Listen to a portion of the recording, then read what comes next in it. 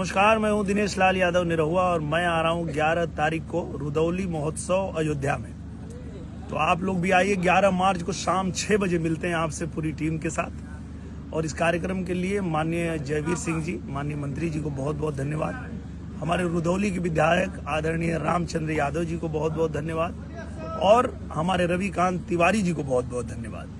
तो मिलते हैं आपसे रुदौली माँ कामाख्या धाम महोत्सव अयोध्या में 11 मार्च शाम 6 बजे। धन्यवाद। नमस्कार, मैं हूं दिनेश लाल यादव निरहुआ और मैं आ रहा हूं 11 तारीख को रुदौली महोत्सव अयोध्या में।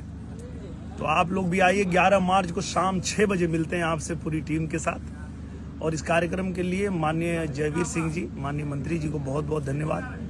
हमारे रुदौली के विधायक आदरणीय रामचंद्र यादव जी को बहुत बहुत धन्यवाद और हमारे रविकांत तिवारी जी को बहुत बहुत धन्यवाद। तो मिलते हैं आपसे रुदौली माँ कामाख्या धाम महोत्सव अयोध्या में 11 मार्च शाम 6 बजे। धन्यवाद।